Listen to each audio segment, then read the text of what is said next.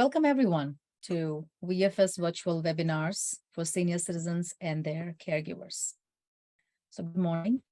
This is Pratima Penumarthi. I'm the CEO, founder, and president of Volunteering for Seniors, where our vision is to build a community where every senior is empowered to live life to the fullest potential.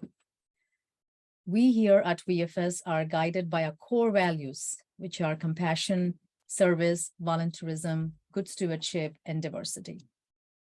Since the year 2021, we have been conducting VFS virtual webinars, talk shows, conferences for senior citizens, and also keynote presentations. There were a couple of general sessions that focused, that basically focuses on supporting health and self-care for our seniors, and also individuals who are of any age with or without dementia across USA. Today's topic, is most of us are very, close to that, and it touches most of us. That's, of course, dealing with grief and sorrow. Losing a parent is incredibly painful, and it can make us question our place in the world. Living with this loss, coming to myself, a person who has already lost loved ones, my father very recently, it has left a hole in my life, and sometimes I feel I don't have an unconditional cheerleader on the sidelines anymore who is waiting to tell how proud, he is, or even my mom, who I lost in 2020, like, what a good job you're doing. But instead, I can say that I have memories to help me do what I can do to make them proud. They cross my mind every day. Some days it's fleeting thought as I'm happily going about another task. Other days, it's a struggle to push through a tough afternoon, knowing I can't tell them at the end of it to debrief. So there's a lot about this grief. So today, I would love to introduce all of you with Dr. Sue Morris. Dr. Sue Morris is a senior psychologist, and she's the director of bereavement services at Dana-Farber Cancer Institute in Boston. She is also a member of Robert's program on sudden unexpected death in pediatrics at Boston Children's Hospital. Dr. Morris studied clinical psychology, specializing in adult mental health and cognitive behavior therapy. She has worked in bereavement for the past 25 years, both in Boston and Sydney, and she's the author of, Overcoming Grief, an Introduction to Coping with Grief, which is published in London. Dr. Morris also lectures on the topic of bereavement for the Harvard Medical School Center for Palliative Care, continuing medical education courses, and teaches medical students, residents, and fellows about grief and loss. So we are very lucky today to have her here with us, about to talk about this webinar, which will explore the various components of grief and loss following the death of a loved one. It will help all the participants who are present today or who will be watching it eventually later on understand how grief affects individuals from a physical, emotional, cognitive, behavioral, and spiritual perspective. It will outline practical strategies to deal with recent loss and discuss, the risks, basically. That's very important. I would say, like, risk factors and warning signs associated with more difficult or complicated bereavement. So, my dear friends, this webinar will also help all of you learn how to support individuals who are experiencing intense emotions following the recent death of your loved ones. Welcome, Dr. Sue. We are so happy to have you here with us. Thank you, Pratima, and I'm really glad to be here for Volunteering for Seniors. And it's a very important topic, so thank you for inviting me. I'll just share my screen. I'm going to go through some slides with everybody, and then we can, open it up for discussion. So let me just find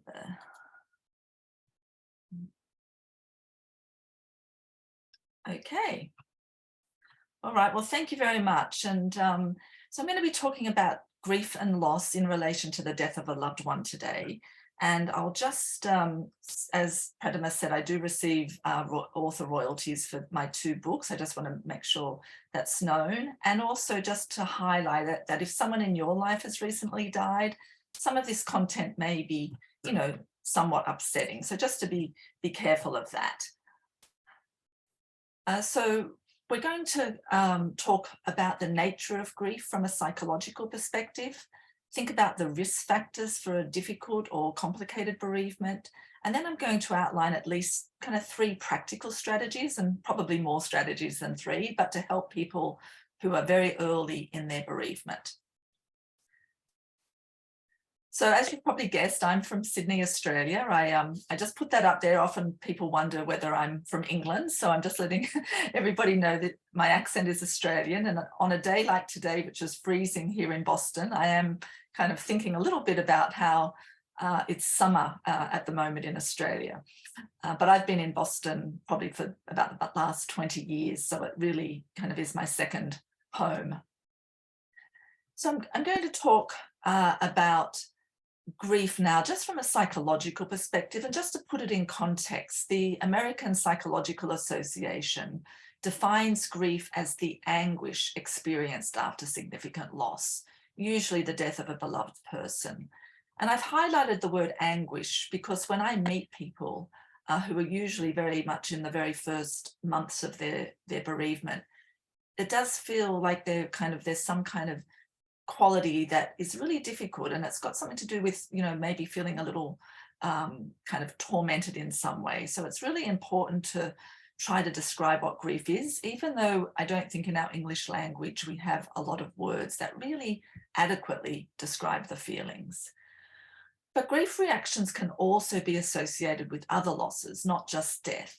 So we can have grief reactions in relationship to the breakup of a relationship, losing one's job, or being diagnosed with a serious illness. But today we're going to be talking obviously about it in relationship to the death of a loved one. And in that case, grief refers to the intense emotional and physical reaction that is experienced following that loss. So kind of simply put, grief is characterized by obviously, deep or profound sadness, but it's this yearning to be with your loved one again. Now, in Australian English, I would actually say pining or longing, but those 3 words, yearning, pining, longing, all mean the same thing. And it really gets to the heart of missing somebody. It's something that's a very primitive response. We feel it physically, and it's not something we can just wake up tomorrow and say, I'm not going to yearn for my loved one. We don't have that ability, certainly early on, just to switch it off. So it's very much to do with attachment. We tend to grieve people we're significantly attached to. And as Pradama said in the beginning, it's often, our parents, our partners, our children, and anybody else who's, very close to you in your life. But this yearning quality is really what characterizes grief in relation to the death of a loved one. And grief, everybody experiences grief in their own way. It's a very unique response, and there's no right or one way to grieve. So people who are grieving, say in the same family, are grieving the same person, they're each going to have a different grief reaction, based on their personality, the way they cope with other problems in their life. So it's a very, very personal response. Even though it's very, very painful, I think it's really important to highlight that it's a normal response to loss. It's not an illness, with a prescribed cure. And, even in the beginning, though, it is very, very painful, and people can, worry about whether what they're experiencing is kind of normal. As a psychologist, I tend to think about it as a process of adjustment. People start to, over time, adjust to the physical absence of their loved one. But early on, I would say that one of the hardest things for bereaved individuals is not knowing what to expect, especially if it's your first significant loss. Sometimes people have lost other people in their lives who are more distant in that kind of attachment bond. But if someone really close to you has recently died, it can feel very different to other types of losses. And this not knowing can kind of lead to uncertainty and sometimes fear, worrying about the future. And in our Western society, I think we really have to think about how does grief exist in our Western world. And at the moment, I know we've been obviously dealing with the pandemic, but our Western society is very technology driven. It's very medical oriented. it's very fast paced. We send emails and we expect replies really quickly. We're very task focused. We think we have a sense of control, and we also think, we can fix things. Now, obviously, I think the pandemic has also challenged a lot of this kind of, worldview, if you want to think about it as that. And it's this sense of control when somebody you love dies is turned upside down. And similarly, again, the pandemic has challenged our sense of control as well.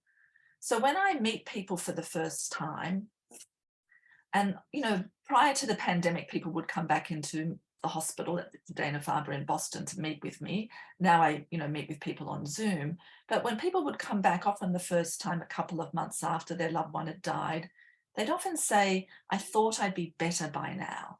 And that kind of implies this kind of straight line that I've drawn here. Often people think that their grief is going to be linear, that each day their grief is going to get better and better and better. And this may be true for example, if we have an ear infection, or if our child has an ear infection, you may take them to the doctor, they get prescribed antibiotics. As long as they take them correctly, they do have a linear response. And we kind of hold that model in the back of our head. So often it's an understandable kind of assumption that our grief will be linear. But unfortunately, this is not an accurate model for grief, and it often takes people down the wrong path. So I'm often, if I were just drawing this for someone, I would kind of put a cross through this and say, this is not an accurate model for grief, but a far better model for grief is a wave-like pattern. Now, I've drawn a very simple wave here, but it's to give you a sense of what we think people experience when somebody they love dies. So right in the beginning, on the left-hand side, when the death occurs, these waves of grief come, thick and fast. There's not much downtime between them. And these waves of grief are, as I said before, just characterized by this kind of sense of yearning and deep sadness. And over time, we know that for the majority of people, the waves tend to lessen in intensity and frequency.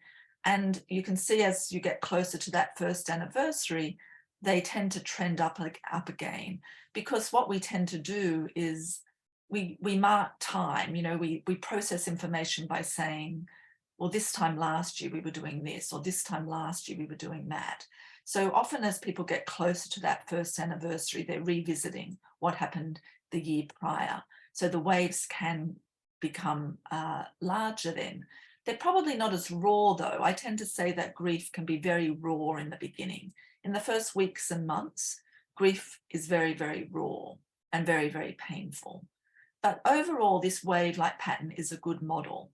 And if you can see the little dotted lines there, I've just drawn a few examples. I call them trigger waves. And they are usually waves that kind of overlay the general pattern wave. And they can kind of come out of the blue, for example. They could be in relation to, say, hearing a song on the radio, or getting a letter addressed in the mail to your loved one. So there can be lots of different unexpected triggers. Others you can anticipate, such as, a birthday or an anniversary or the holidays. We've just had the holidays, and a lot of those, significant dates where families get together can really remind you of your loved one. So it's just helpful to know that this wave-like pattern is a much more accurate pattern. And I would say that my role, or the role of any bereavement support, whether it's with a clinician or in your community or in your religious kind of based community, is that you want to learn to ride the wave. The idea is not to avoid the wave, it is to learn to ride the wave and anticipate some of those days that are going to be harder. What I haven't got on this diagram, though, is that if someone's been ill for a long time, and I see this, working in a cancer centre, if someone's been diagnosed with an illness such as cancer or some other serious illness, there's often what we call the roller coaster of the illness. So prior to the death, people can be on this roller coaster where they can, maybe have been bringing their loved one to treatment for some time, and they can have their hopes up, and then something happens and, it becomes more difficult. So just to know that when somebody, gets to the death, if someone's been ill for a long time, they can be very exhausted and depleted. And grief is a much more kind of physically taxing, issue than just, it's not just emotional. Like, people underestimate how physically taxing grief is. And so the big thing about grief is that that wave that I've just shown you is really a wave of change. When somebody you love dies who's very, very close to you, your life changes on a day-to-day basis. So we want to think about how much does somebody's life change when somebody they love dies. It's not always how long you've known somebody. If your child dies, for example, at a young age, you haven't kind of had them in your life for very many years, but the change is huge. Similarly, if you've been with somebody for many, many years, and especially we see it in older couples, if a spouse dies, for example, one person's life may change a lot after their spouse dies, because couples tend to complement each other and share responsibilities especially when they get older. So we want to think about change. And I just wanted to make a note of the impact of COVID-19 on bereavement. We've all been living in the kind of pandemic now for just about 3 years, which is a long time. And, there's obviously, if your loved one was ill through COVID, but also just if people are grieving through COVID, whether or not their loved one died from COVID or not, some of these issues still are the same. There's increased isolation. It's physical isolation and emotional isolation. Maybe if you live alone and you're not seeing people as much because of concern for the pandemic, you're physically isolated, but also emotionally. Sometimes people may not be checking in on you or calling you as much because they're worried about their own issues, or they're, having to deal with working remotely or looking after children. So there's a lot of increased isolation. As we know, there's limited in-person activities, certainly for early in the pandemic, people's ability to have funerals and services were impacted. There's additional fear and worry and uncertainty just from the health perspective, and lingering questions. Often people have lingering questions to do with, maybe the treatment, maybe being at the hospital, or just, not being able to ask their providers that they normally would have. I'm seeing a lot with bereaved family members, especially spouses, who have to deal with a lot of the administrative tasks after somebody dies, that, just because everyone's working remotely, or a lot of people are working remotely, there can be added stress and frustration if you've got to call, banks or lawyers, and it's hard to get in touch with people. So there's a lot of kind of added stress and increased isolation. And I think we just have to be aware of that on the experience of people who are grieving. So just then to think about kind of difficult or complicated bereavements. There's lots of terms out there to refer to difficult bereavements. And we want to think about, how do we identify those who may be at risk of a difficult bereavement? So as a psychologist, I'm always thinking about prevention. When I meet somebody for the first time, their loved one may have only died, very, very recently. So it's kind of hard to predict how that person is going to be 6 or 12 months down the track. So, but we do look at risk factors, and we can think about risk factors for people that may indicate, from what we know in the literature, that may indicate that someone may struggle in their bereavement. And in that case, then we would want to provide certainly early support and, referrals as needed to other mental health clinicians. So I've got a big circle there saying prevention. It's always what I'm thinking about in anything that we do. Even, reading information about bereavement and what the experience of loss is like. There's lots of information online these days. Some of that can also just help people think about, whether what I'm experiencing is normal and expected. Some of you may have heard in the media, in the news over the last year, prolonged grief disorder came out about it just under a year ago now. It's a new diagnostic criteria used by mental health clinicians, and it affects about 7 to 10% of bereaved people.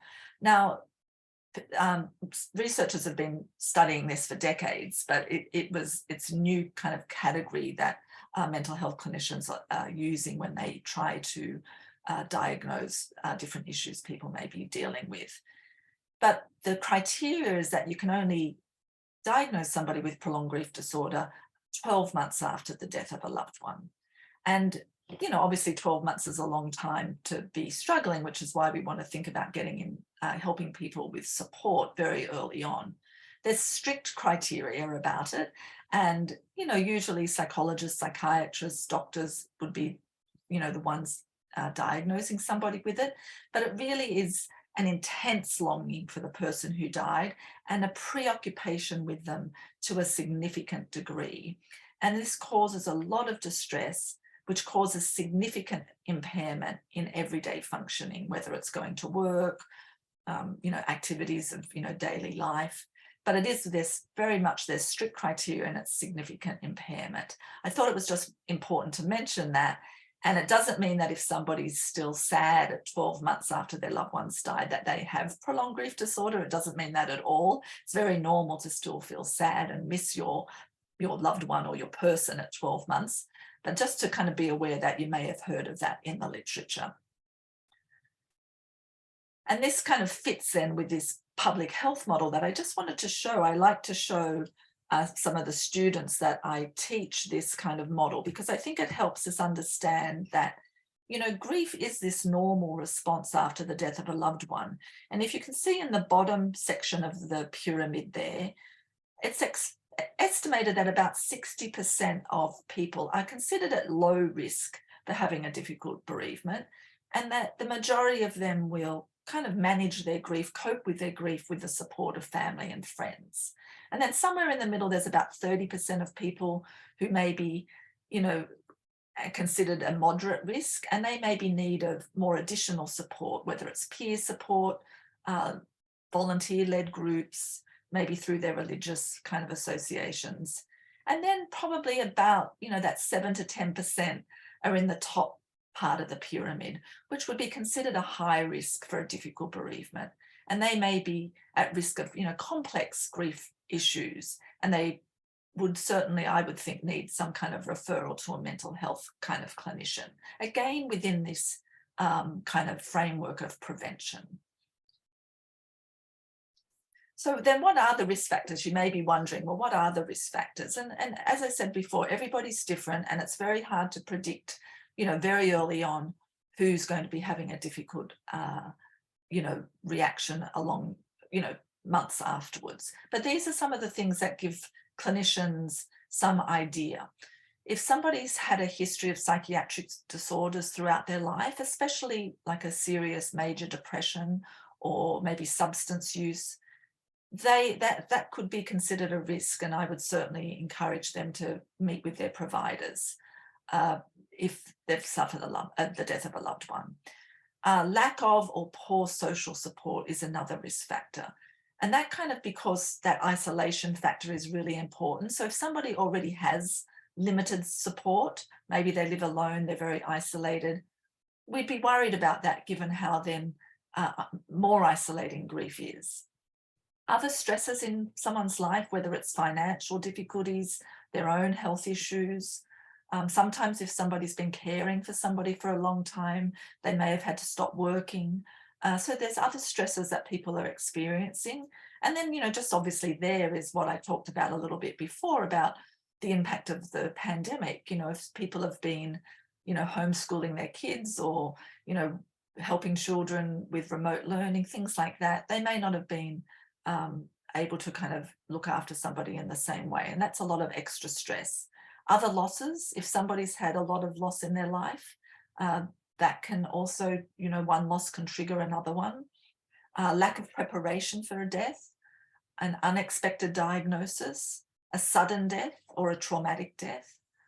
The death of a child is, you know, a risk factor kind of at any age. We would think of a child dying at any age can be a risk factor, because that's out of order. You know, we don't expect our children to die before us, even though we know that happens. And then maybe if there's been conflict with the person who died or unresolved issues that, you know, maybe are going around and around. They can be kind of risk factors. And these are some of the risk factors. And so it's really important then if people have risk factors to try to access support early on, again, in that prevention model. So then the question then becomes, well, what does a grieving person need, especially, in the first weeks and months of their loss? And I'm a big believer in people being able to, access information about grief and what to expect. As I said before, often people are thinking their grief is going to be linear. I think just people knowing that grief follows a wave-like pattern can be very, very important information. Because even that means even months down the track, if they go through a very difficult time, it may coincide with a wedding anniversary, for example, and then that helps them make sense of why they're having a difficult time in that particular period. Most grieving people need to be able to tell their story in some way, and that can be the story of their loved one's illness if they were ill. It could be the story of their death, but then it also could be the story of their bereavement.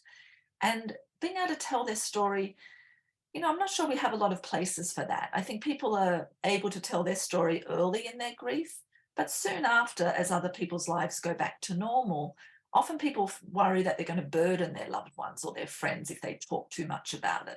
So we have to look at where are avenues for people to be able to talk about what's on their mind to do with their bereavement, if they choose to. Sometimes people, though, may not necessarily share their story verbally, but they may keep a journal, for example. Usually people need to be able to express their thoughts and feelings, try to make sense of what happened, even if the death was expected, for example, following an illness. Sometimes things happen very quickly at the end, especially if it was in a hospital setting. So there may be questions that they have. So being able to ask the questions and seek answers is also important. I think most people, the majority of people, need the opportunity to share their experience with other bereaved people, which is why support groups can be important, which I'll talk a little bit about in a minute. And then overall, as time goes on, a grieving person then needs to be able to build a new or different life without their deceased physically present, without their deceased loved one physically present. And it's always trying to work out, how do you maintain a connection with the person who died? So this is a really simple diagram I've drawn just to show you, and I draw this for my bereaved people when they come to see me as well. I think it's a useful model, again, in helping people understand what to expect. If you can see down the bottom there, I've got 2 arrows, and that refers to your relationship with the person who dies. We're in lots of relationships with people in our lives. It gets back, as I said, to that attachment. We're often in a relationship with partners, maybe with children, maybe with parents, siblings, close friends. And when we're in that relationship, we kind of think we're heading in a certain direction. And that's attachment there. I've written that on the side there. But when one person dies, or your relative or friend dies, you're now kind of forced onto this other path, a different or a new path. That's usually not of your choosing. Most people still want to be back on their old path with their loved one. And so with that loss, that means the relationship, the path you thought you were on, is no longer an option. And you moved onto this path, a different path. And when grief is very new, you're really at the beginning of the path, right in that fork of the road. And as you progress along this different path, some things will remain the same. Your job may remain the same. Other people in your life remain the same. But in relation to the person who died, your life changes. And that goes back to what I said before. I'm always thinking about, how much does somebody's life change when somebody dies? And this path, I've drawn it as a very neat path here, but probably it would be a lot more with bumps on the road and lots, twists and turns. But it takes time, right? I think goes back to what I said about, we live in this very fast world, this technology-driven world. But as people navigate a different path, if there's a lot of change in their life, for example, if a spouse dies, for example, and I do see a lot of bereaved spouses who are, commonly in their 60s and 70s, for example, maybe 80s, there's a lot of change. People have to learn, new skills. Maybe the person who died was the person who always did the taxes or the finances, or maybe the person who died was the one who was the social organizer in the family. Whatever the role is when somebody dies, especially in a couple, there's a lot of change. And, you have to then work out all those many different losses. And that can be, if, say, for example, the person did do the taxes, well, now that means the surviving spouse has to take responsibility for that or get help in doing that. And there's many, many different losses and many, many different changes. So that takes time and effort, and it's also exhausting. And, it can be a little bit of a one step forward, two step back process. But this path can just help give people a representation of what they may be experiencing.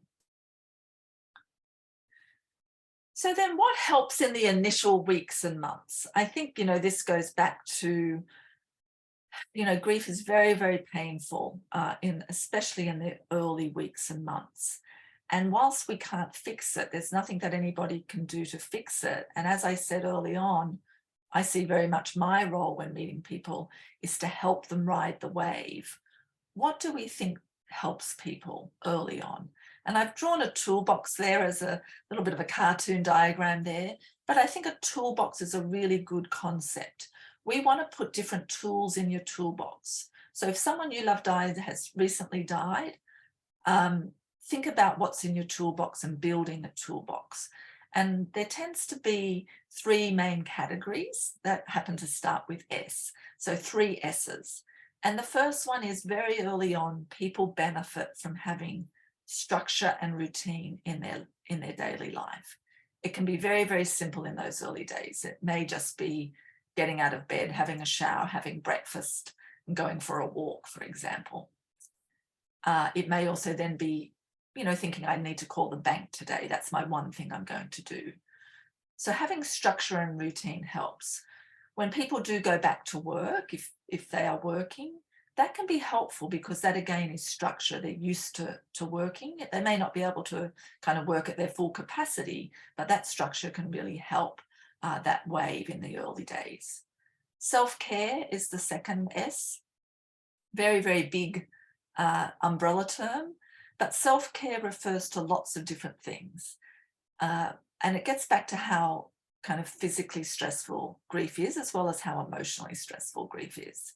So self-care can refer to catching up on all your medical appointments that maybe you put on the back burner if you were caring for your loved one.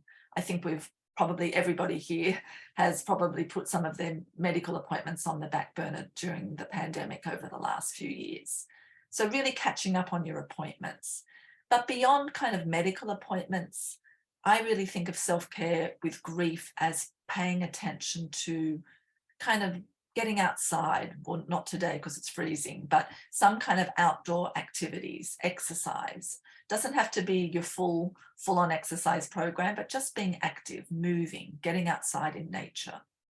But then also that's really important, that can be difficult in the beginning, is to start to re-engage in the things that you normally enjoy doing, whether they're hobbies or interests. You start off slowly, but we encourage people to start doing things that normally they would do that would kind of recharge their batteries. So that self-care has a different number of components, and a little bit each day can be very important. And then the third thing, which can certainly be hard in the beginning, certainly also through the pandemic, is mixing kind of with people who you really enjoy their company and who can be empathic towards you. So we say, that's the S is social connection. So connecting socially with family and friends, again, has been very much impacted the last few years with the pandemic. And, a lot of that has had to be virtual, which is certainly not the same as being able to connect in person with people. But, for example, also with couples, this can be really hard. People, if their husband or wife or spouse or partner has died, you may have a group of couples who you socialize with, and it can be really hard to kind of rejoin that circle for the first time. So I always encourage people to take it easy to hardest. It's a little bit like when we learn to drive. We don't have our first driving lesson on the freeway in peak hour. We start in a car park on a Sunday afternoon and really build up slowly from easy to hardest. And that's what I recommend with couples. If your partner has died, maybe initially start seeing maybe one person from the couple, and then you build up to maybe I'll see one couple, then I may see two couples, and you gradually build up as you get more kind of used to that situation. But think about your toolbox. I'm going to now on the next few slides tell you some more tools for the toolbox. And not everyone's going to need every tool, and and what you need on month 1 may be different for what you need on 6 months or a year down the track. So what helps? Continuing in that line. With the daily routine, I really encourage people to think about planning a weekday routine and a weekend routine. Even if you are no longer working, for example, weekends are often harder for people. I have a lot of people saying to me, I hate Sundays, because that would be the day when they'd be with their family or their friends are with their families. It can be very hard. So trying to think about honing in on a routine for your weekends as well as your weekdays.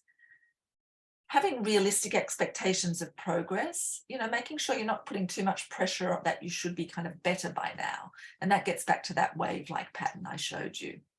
Doing things to increase your sense of control. I'm a big believer in to-do lists. I encourage people to have a book or a diary or something, calendar that they can write, what's the 1 or 2 things I need to do today? Or what are the things that I need to do in relation to getting the taxes underway, and having a list for that. And the important thing about kind of writing lists and planning, having routine, is that it helps you feel a little bit more in control at a time when you probably don't feel like you have a lot of control. I encourage every bereaved person, whether you're healthy or not, to check in with your local doctor after somebody you love dies. And that's because of how physically stressful grief is. And it's also just important to have, if you've got a local doctor, they can just set eyes on you. They're another person on your in your support team. Practicing good self-care, as I mentioned, catching up on the medical appointments, exercise, hobbies, connecting with friends and family, as I said before, really important. And then accepting invitations from others, especially those who you normally like being with. And that you may not feel like it at the beginning, but I encourage people to, try to accept some invitations. It's important because I think what happens is if friends or family invite newly bereaved people to do things and people say no, they can then feel, oh, I don't know if I should keep asking them. They can feel helpless and don't know what to do. So I encourage people to just say yes as much as, you can. Obviously, if you're getting too many invitations, you may be exhausted, but just pacing yourself a little bit by trying to say yes. Really thinking about, building who is your support network. And this can be a variety of people: family, friends, groups, counselor, a faith-based organization, a local doctor. And I think what's important in this organization is, volunteers, if you have people volunteering and helping support you, or you're a volunteer, but having kind of a support network which helps tackle the isolation factor. Most bereaved people and families have to think about new traditions after somebody dies, and this may be planning for the holidays when they come round again, birthdays, anniversaries, certain events in families. It's really good to think about what's my plan for this first holiday or this first birthday coming up. Again, having that kind of new tradition or a new plan helps you feel a little bit more in control. Gradually facing difficult situations. I mentioned, that in relation to seeing couples again, but sometimes people find it very hard, for example, to go back to the supermarket, for example, where they bought their loved one special food if they've been sick for a long time. They may be going into the supermarket to get some groceries and not realizing that a certain aisle has food that they were buying for their loved one when they were sick, and that can be triggering. So just gradually thinking, I may go down the supermarket aisle a different way, or I may go to a different supermarket that first time if I anticipate that the supermarket's going to be challenging. Attending a bereavement support group. I'm a big proponent of bereavement support groups. Whilst they may not be for everybody, I think support groups can really help with people being with other people who have gone through something similar. It really helps with that tackling isolation, but also people worry about, I don't want to keep having to talk to my friends and family. I want to talk to somebody who I'm not worried that I'm kind of being a burden. Bereavement support groups, there are, unfortunately at the moment, obviously most would be on Zoom and they may not be in person, although Zoom does seem to work for a lot of people if they can use Zoom. But hospices run bereavement support groups that can be open to the community, as well as faith-based organisations. Some hospitals and community centres, senior centres can also run bereavement support groups. So it's just about finding out what's in your area. And then seeking professional help, especially if you feel kind of that you're really having a difficult time.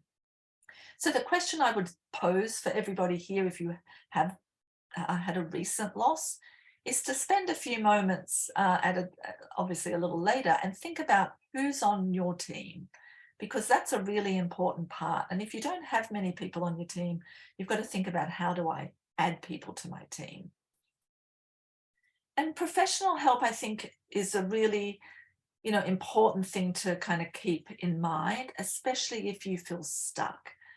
It's, as I said, grief is a very painful experience, and that can be normal. But if you're feeling stuck for a period of time and something you just, can't get yourself going, you may be feeling like you've got a lot of distressing emotions. They could be, you may be feeling really angry, you may be feeling guilty, you may have lots of regrets, you may be very isolated, you may have questions that are kind of going around and around to do with the death or the illness. You may not be able to kind of re-engage back in your regular life and routines. You could be avoiding certain people or places, feeling depressed. And especially, as I said before, that's important if you have a history of depression. And then obviously, if you were thinking that or feeling that life was no longer worth living, it's really important to reach out and seek professional help. I think nobody should have to worry alone. And so it's really important to find somebody who you can speak to. And that's why, again, checking in with your local doctor is a really good first step, because if you do need kind of to speak to a mental health clinician, then they can help, with that referral. So I just now want to kind of change a little bit to, if you're here today listening to this because someone you love is grieving, you may not necessarily be grieving, but how do you support somebody who is grieving, who you may be a friend of or a colleague of? And these are just some tips. These may not be for everybody, but these just give you some idea about what we think kind of we can do to help other people. Encourage them to tell their story, make some time that you are prepared, maybe go and have a coffee and, let them share what happened, and try to listen without interrupting. I think often people want to try to quickly fix somebody, so they often jump in to say something, whereas often it can be very helpful just for the person to be able to tell their story. Acknowledge their feelings. I can see how hard this is for you. Accept how they feel. You may not feel that if you were in a similar situation, but accept, that they are feeling very, very sad, or maybe they feel some sense of guilt, even though logically there's no reason for them to feel guilty, but accept how they feel. Let them cry. Often people worry that if they cry, they're going to not be able to stop crying and they can feel embarrassed. I always say to my kind of bereaved families who I meet, please do not apologize for crying. If you've loved somebody this much, it makes sense that you're going to be sad. And often when you start talking about it, you do cry. It's just a normal part of the way we're made up. Don't try to fix them. I think it gets back to this fix-it world. There's nothing we can do to fix it. You can't fix it.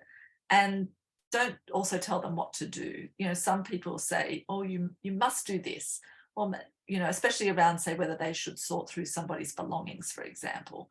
Some people may want to keep the belongings of their loved one for some time, whereas other people may be saying, oh, you've got to sort through them, you've got to get rid of them. And everybody will kind of come to their own decision in their own time. And then invite them to do things you think they normally would enjoy. Let's meet and we'll go and have that coffee, or we'll go for a walk. Do something and make a kind of a hard invitation. And then if you say you will call, do so. We see often people say, I'll call you, and then they don't. And then that can feel like another kind of letdown. So if you say to somebody, I'm going to give you a call next week to check in, put it on your calendar so you remember.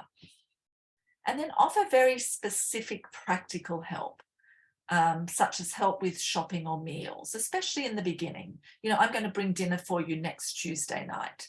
Often I hear bereaved people say that others will say, let me know if you need anything. Well, they're often overwhelmed. They don't know who even offered help, let alone, have the energy to ring up somebody and say, look, can you bring me dinner on Tuesday night? So I think very often be proactive, offer practical help. If people have young kids and maybe they're in school and they need a ride home after a sports activity, I'll bring the children home on Wednesday. So be very practical and very specific. And then for people who are close to you, really close to you, remember significant dates, such as, their loved one's birthday or the date they died. You may need to make a note of that and put it on your calendar, because people want their loved one to be remembered. They don't want them to be forgotten. And then if you knew the person who died as well, reminisce with them, share stories. I think we all, for anyone who's had a loved one die, we want to hear how they impacted other people's lives. We want to remember the fun times. And, other people remember things that maybe we weren't privy to. So if you hear that your loved one really was a wonderful mentor to somebody, that can be very important in helping you as they grieve. So share stories if you knew the person who died. And then if you think that they're really having a difficult time, suggest that they see a doctor or counsellor. You could always say, have you thought about seeing somebody? This sounds really, really hard to deal with all on your own. And one of my little kind of recommendations for people who are supporting grieving people is to approach them rather than avoid. I think our society, unfortunately, when we feel things, when we feel helpless or we don't know how to fix things, we tend to avoid, whereas grieving people need us to go toward them, even just to say, look, I don't know what to say and I don't know what you need, but I'm here to help. What can I do? Can I help you with something? And be very specific about that. Often people ask me what not to say, and I've tried to put a few things down here that can be helpful, and these come from grieving people themselves. And they tend to fall in the category of, either telling somebody what to do or telling somebody they know how you feel, or trying to help people kind of not feel so sad. I think often I hear when older people die, somebody who's maybe trying to kind of fix the other bereaved person may say, well, that they had a good life, at least they had a good life. Or they may have lived a long life, but that doesn't really help them, the bereaved person. They're missing them terribly. And often when people say some of these things, it shuts the bereaved person down. They don't then want to speak about their loss. Similarly, at least you had them for as long as you did. I've heard people say, others have said that to them. Again, trying to fix them, making themselves feel better, whereas really they're missing them terribly. They are in a better place now. I think this is quite common, especially if someone's been ill for a while, or if people have some kind of, maybe religious views. I think many people may think, well, maybe they are in a better place, but it doesn't help the bereaved person. They want them there with them now. You have to think of the children. Sometimes people say that, especially when there's young children involved. And whilst that maybe there's some truth to that, I think, again, it can stop people paying attention to their loss. You've got to be strong. You've got to stop crying. I know how you feel. Nobody knows how anyone feels, even if you're experiencing the grief associated with the same person who's died. We only know how we feel. And you're young, you can marry again. I've heard that being said to people who are young when their partners die, and that can be a very hard thing to hear. So these are just some general comments that people have told me over the years. So just to kind of finish then, this is a lot of information I've covered in a fairly short period of time, but I think we just want to kind of keep in mind, especially if you're supporting bereaved people, or if you are bereaved yourself, prevention is the aim or the goal. We want to really help people early in their loss, so that they don't go on to have a much more difficult, complicated bereavement. So grief, while extremely painful soon after somebody dies, is a normal response to loss. And having a routine, practicing good self-care and being with others helps that person kind of ride the wave of grief. Reaching out for support within your community, and I think communities reaching out to bereaved people is also very important. And then if you are having difficulty re-engaging in your regular activities, seek professional help. That's really important because it's too hard to go through this alone. So thank you very much. I'm going to stop sharing my screen now. Thank you, Dr. Sue. This was really a wonderful, wonderful presentation. And I know it has been very soothing for me of my personal experience. And I think what I understood today and what I learned is, and I'm pretty sure everyone understood the same way, is that grief, it often involves, sadness and intense sadness, and sometimes feelings of, shock, numbness, and even denial and anger, as you were mentioning, Dr. Sue. And for most people, the intensity of grief, it eases over time, and of course, there are episodes of grief which become down the lane less frequent. But I do feel that grief, and I have also seen people who went through it, it's a process, or it's a journey that affects everyone differently, as you have clearly mentioned in your slides, that it can be exhausting and also very much emotionally draining. Yes. And it does make hard to do even sometimes simple things, or even simple things like even leaving a house. And as you said clearly, that some people cope by becoming more active. And yes, there are people like that too, they come out of it. Especially I've seen with my personal experience, is that in my case, I try to be way overactive, try to come out of it. But then I have people, my close friends, who don't want to go out, who don't want to meet anyone, and again, there's no set pattern, right? It is always expressed differently accordingly, in different cultures. Like I have seen people who like to be more expressive, public with emotions, while there are a few who just want to keep the feelings private. Yeah, that's a really good point about obviously cultures, because different, grief is a universal experience, but it's expressed differently based on culture and also, personality. I think if someone's a fairly quiet person and likes being at home, they may like being at home when they're grieving as well, even more so. That's true. I have this question that, everyone once in a life, if either you lose your parents or, down the lane, we might lose who didn't lose yet. Why, Dr. Sue, is that losing a parent hurts so much, no matter your age? It can be any age.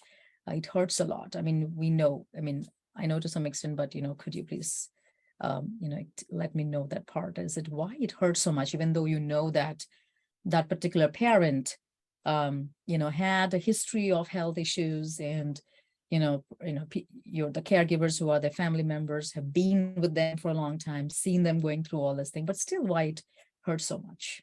Yeah, I think it gets back to that attachment bond, right? When we, from obviously our parents, we're with them from when we're born, or when we come into their life in the case of adoption. But it's attachment, right? And, even if we live on the other side of the world, for example, my mother lives in Australia, so there's a strong attachment bond, even though I may not see her every day. And it's, I think it's something to do with the way we've been brought up. And obviously it's also we obviously assume in most cases that our parents will die before us, but I think there's also something about when our parents die, it's kind of it comes close to our own life as well. It's the end of that chapter in our life, and it's just a very painful experience, but it's attachment. And similarly, losing a child, I think that's a very different loss again, because it's attachment, but it's also out of order. But you're right, over time, for most people, that wave lessens. And I think in the case of parent loss, when you lose your parent, it's also very much about what did we learn from them? How did the legacy, how did we become the people we are based on obviously our parents, our upbringing, our culture, all of those things, but we want to maintain a connection with them. And so what is it that our parents kind of taught us? And I think we can reflect on that when we're grieving. And sometimes there's missed opportunities too. I think as we get older and our lives are busy ourselves, and I can, relate to that being on the other side of the world, you kind of worry that, we've been working very hard and doing all these things, but we kind of can miss the time with our parents as well. Mm-hmm. Yeah, Dr. Rohit, do you have any questions, please? Yeah. So just want to add to that. First of all, I just want to thank Dr. Morris for a brilliant talk and a very, very insightful, very practical. Loved your waves of grief diagram. I thought that was so meaningful in tracking how people really grieve. So as a psychiatrist who works with, outpatients, I would use the analogy of an inner wound with the loss of a parent and maybe any loss, but we internalize our parents, we have them within us in a sense, guiding us. When they're alive, we look to them for help with practical matters. We look to them for comfort when things are not going well. And I think when you lose a parent, it can be maybe visualized as like an uprooting of that kind of internalized figure. And then there is pain. I think the anguish Dr. Morris talked about, you have this inner wound, it hurts. And you may look around and say, maybe they're not gone. In Elizabeth Kubler-Ross's stages of grief, which may not go in order, but denial, anger, bargaining, depression, acceptance. We sort of say, well, maybe they're not here. Maybe it's just a bad dream. And you look around for them, and they're not there anymore. And you say, okay, they really are gone, and it hurts. You have that anguish. And how do you replace them and their functions? I mean, there's no real replacing them and what they did for you. So, then you really feel this sense of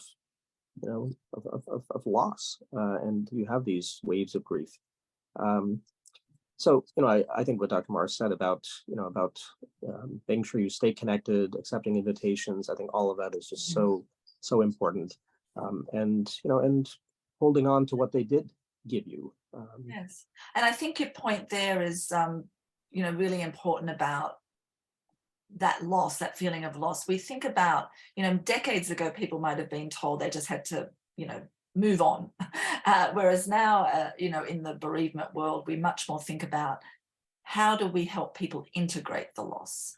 And so, you hear in the literature, like people that have a big hole in their heart, or, there's lots of terms over the years, heartache, or it's like losing a limb. There's lots of ways we try to make sense of the loss. And I think it's not, that we want to obviously forget anybody. We don't think that anymore. It's much more about how do you integrate the loss. And that's hard, right? And I think as a parent, in relation to the death of a parent, when I work with people, that's much more about that legacy part, who am I? And, obviously you will miss physical things about them, but that's the integrating. And we see that too, with obviously all deaths, but it's how do you kind of continue to move forward in your life, like on that path that I drew, but also with their memory, maintaining a connection, which is why traditions, rituals are really important. How do you honor somebody? Say Thanksgiving, for example, big holiday here in America. If somebody, say, died in January, but by the time we get to Thanksgiving in November, if everybody was on that straight line, we would think the person should be pretty good with their grief by November, but I would anticipate it being a big wave. So how do we acknowledge that person who's not there? Maybe it's every family has different traditions around Thanksgiving, but maybe it's a toast. Maybe it's reminiscing about a funny story that the person who has died, what did they like about Thanksgiving? So trying to incorporate those kind of connections and memories into traditions can help people. Also, Dr. Sue, I do want to mention about most of the people using the phrase move on, you can move on. I personally feel the term moving on can be unhelpful most of the time because as life moves forward, you need to move with it. I mean, you do it, but as each day goes by, you are moving forward. But that phrase, move on or moving on, can feel as though you need to get over the passing of your loved one, right? I think that's, it's interesting.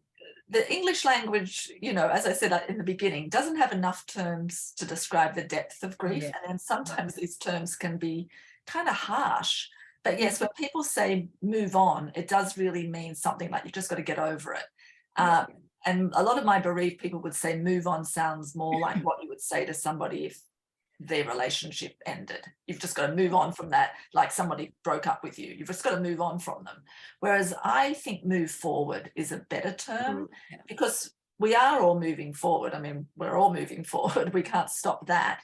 But it's how do you move forward and bring their memory, and with you. Yeah, as you clearly say, because moving on doesn't mean that the moving forward is better because your grief will end, but you will learn to live with it because, it doesn't mean that, moving on simply when they say that, hey, it doesn't mean that, it'll end and you will learn to live. Yes. But I think moving forward is the correct word. And I should just add, and I didn't say it with the wave, I obviously showed the wave up into that first year, but that wave, it continues in years to come. And, for most people, they, learn coping skills and that wave eases. Certainly the death of a child, the wave can go on for a lot longer. So just to kind of make sure that it wasn't like just a 12-month wave, I just wanted to clarify that. Is anybody there in the group who want to ask any questions to Dr. Sue? I think, Could Dr. Rohit? Can I ask about the loss of a partner, a life partner, and sort of how that differs from the loss of a parent? I just briefly, I have an uncle who, so my aunt passed away in 2013, my mother's sister, and the uncle was really grieving, and just his kids couldn't comfort him, his grandkids couldn't comfort him, and I was very worried that he was going to die, and he was probably in his mid 70s at the time, and often men often do die after the loss of their wives not as often perhaps after the loss of their husbands, but he ended up going to India and being with his siblings and his cousins, and he came back and he seemed much stronger. So I think what you said, Dr. Morris, about connecting with people and making sure you accept the invitations, and finding a way to just be with those who have also are also grieving that person is very helpful. But wondering if you can talk about what it's like to lose a partner because that person shared your life. Yes, yeah, and I think that's I feel that's a really important question, and often people can minimize that loss because they may be saying those things like, well, at least you had them for as long as you had them, that kind of thing. But I think psychologically, from a psychological perspective, the death of a partner or a spouse, we would say for most people, certainly if they're in their 70s or that older kind of years, it's about how much does their life change. So in the case of your uncle compared to, say, his children, and we see this a lot, that on a day-to-day basis, if it's only the spouse and the partners living in the same home and the kids live elsewhere, on a day-to-day basis, his life would have changed more than his children's life. So his children may have been really grieving their mother, but they had their own families or their own jobs and careers. So we think about change. And again, it goes back to how much their lives overlapped, not in a negative way, but just, when people are retired, for example, their lives tend to come back together and, maybe as they can complement each other. Maybe they're talking to each other, they help sharing the duties or the responsibilities of the house. and they go out together for a walk, whereas they may not feel they could do that on their own. So there's a lot of things, and I think it's hard. And I think probably what happened was when he went to India, he was able to reconnect with his other important people in his life, and not to say, obviously his children were there, but just maybe people of his own, kind of more in his own age group, and also it's something to do with the passage of time, right? And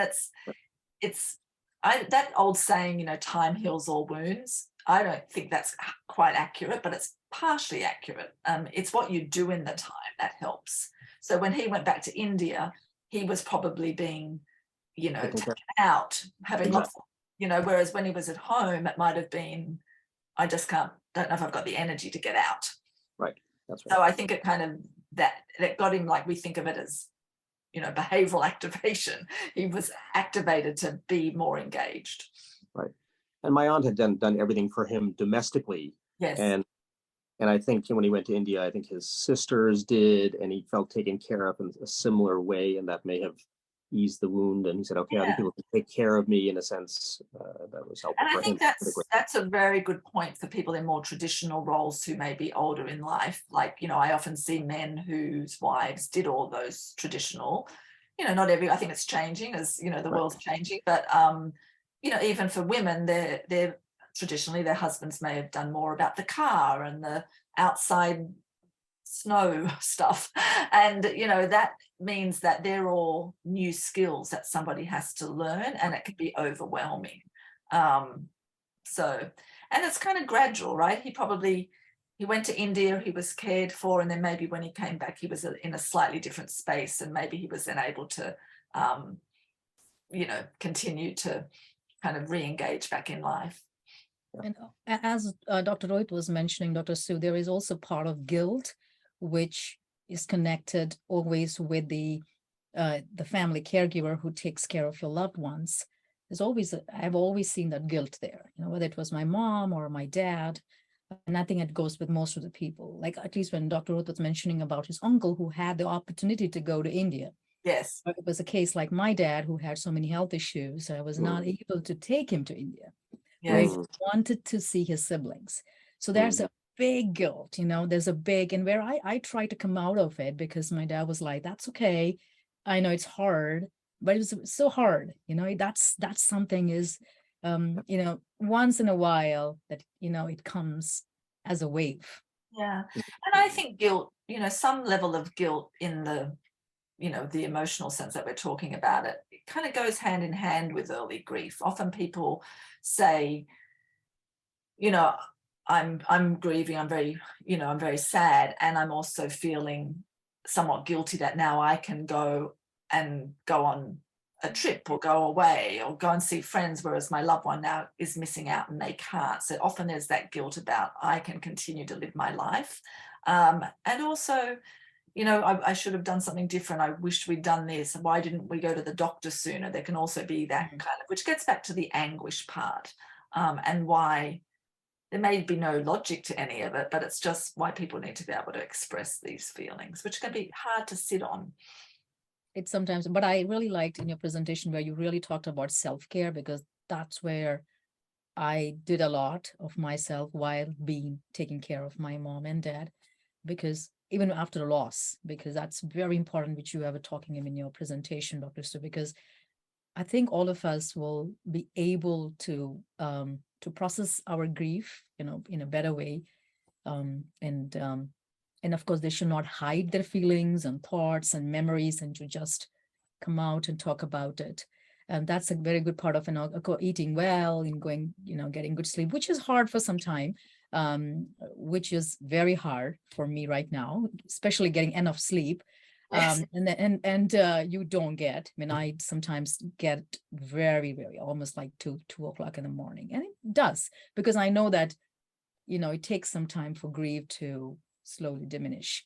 And the learning myself is to be patient with myself, and also. And that's really important, because I think the problem with grief, and I'm always saying this, is that we don't see it. Like if I met you on the street tomorrow, I wouldn't know you were grieving, right? And there's a little bit of our kind of bias, that's out of sight, out of mind. I can't see it. Whereas if you, for example, had, broken both your legs in some terrible accident, we would be saying to you, well, you've got to go to rehab, you've got to rest, you've got to put your feet up, you've got to do your exercises for your legs, you've got to get your strength back and do whatever the doctor tells you. And you'd have permission to do that. Whereas we can't see grief. And I think we can be our own worst enemies. We have to see it. It's a huge stressor. It's a huge physical and emotional load. And, especially for when you lose someone significant in your life. I always say, if you've loved somebody this much, grief isn't that. Yeah. There's a mathematical some kind of mathematical equation there. So I just want to add, Fatima, that that you and Ram and Akila and Alekia, I mean, it sounds like you were very close to him, and he was we were very close. and so you were a caregiver, and he had the benefit of having you with him at the end. So I mean, it's it's hard to term anything a good death, perhaps, but but we are all going to die, and then how we die matters so much, and I think he seemed to die with loved ones around him, and so you did such a great job at the end of his life. I mean, and it's very early days. And as Dr. Sue was saying, like sometimes it's an auto suggestion myself, oh, he's in a good place, he's in a good place. When someone else tells me it's hard, or when it's like myself suggesting, someone else tells me like, oh, I know he's in a good place, but I wish he was here. Though there were hard times between conversations between me and him, because that age where their acceptance of many things they're not ready to accept when it comes to exercise or doing anything with the pains in the body. It's very painful, and it's only the person who takes care of a senior knows that pain, right? So I always say that grieving, it's a personal process, and I don't think so anybody have to go through it alone, because and for me, at least, I was very fortunate to have a wonderful family, because it's very hard if I had to go through the whole process with not having a strong family next to me. It would have been a very hard, but I think not everybody are that fortunate too. I have seen people, and as Dr. Sue says, and even Dr. Rohit, that's the time you need counselors. You need to go talk to them, or they're going to have definitely they may enter into depression. That's right. That's that prevention hat. I can add, I have a colleague who's a psychologist, and his daughter died in a terrible car accident. She was in her teens, and he's been attending a bereavement group for parents, and he says that has been very meaningful to him. His daughter was a teenager; she was the light of his life, and it was really an unexpected death. So losing a child often really affects parents forever. They don't ever quite recover. So I wonder if you can talk about losing a child. Again, it's a rare occurrence, but for those who have experienced it, any words of wisdom, parents whose child have cancer. That's obviously a very sad situation, because not only is it a death of a child, it's a sudden death, and it was a traumatic death. So we'd be thinking lots of risk factors there, and I think it goes back to, we obviously know what happens in our world, but the natural order is that our children will outlive us. So when that happens, I think when there's no preparation, so I work in palliative care, and we know when people have more time to prepare psychologically and practically for the death of somebody, they have a better bereavement outcome. However, obviously when it's the death of a child, sudden, there's no preparation. And just even, I imagine the legal, whatever, from the added burden of the legal system. And it's one, I think, like you said, a support group, finding people who have gone through something similar, because the death of a child puts the parent in a very small group, but they probably don't have many other who have that loss.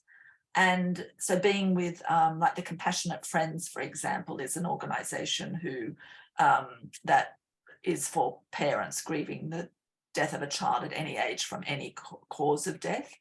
And so that's a national organization with local chapters. So I think it sometimes takes a little bit of finding, people have to find the group that maybe is the best fit for them, or the best, the counsellor who they feel like they have a good fit for. But being able to see the death of a child will go on, your life is forever changed.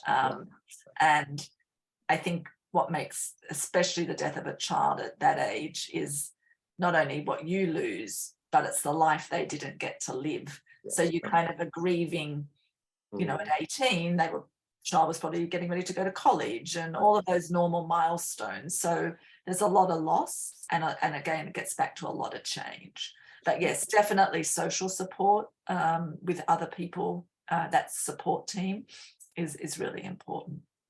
Mm-hmm. Beautifully said. Thank you. And thank you very much, Dr. Sue. I think the ending I just want to say here is that we never know when our last meeting will be. And that is why whenever we meet someone, we should put on our best efforts into creating an unforgettable one, because no one knows, because, we have seen very young people living at a very young age. And then there are people at, 80s and 90s who leave us. Dr. Sue, this was a very nice, beautiful presentation. I think, whenever you have time, let's do one more such presentation. Yeah, sure, anytime. I think we need to raise awareness about support. And I think in your organization too, Pratama, that, seniors are vulnerable, especially if they don't have family and friends nearby. And, it's very important how isolated people could be. So to be able to. Absolutely, Dr. Sue. That's where I have the people who are listening to us. I would always say, a little bit, of course, most of have seen our website, but I can just say that our organization's goal is to connect people to resources, promote aging with independence, and increase community awareness of aging issues, and generate community-based solutions, to the different issues we have. So we are expanding community, of volunteers that provide a helping hand to the senior citizens by providing them the much needed support. And I again want to tell everyone that our vision is to build a society where every senior is empowered to live life to their fullest potential. So thank you everyone today who has attended this absolutely wonderful webinar. And thank you again, Dr. Sue, for being here and giving us your valuable time. And we'll again meet you all soon. Okay. Thank you so much. Thanks again. Thank you, Dr. Mark. Bye. Thank you, Roy.